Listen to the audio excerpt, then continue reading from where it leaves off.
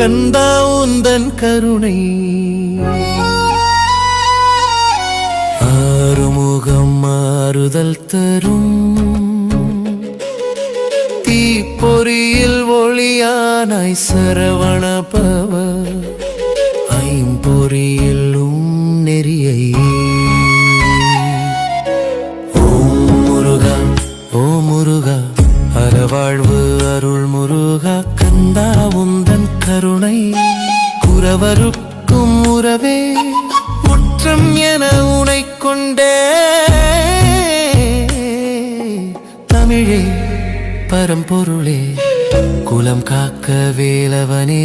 கந்தா உந்தன் கருணை அருள் பொருள் உன்னடியில் கந்தா உந்தன் கருணை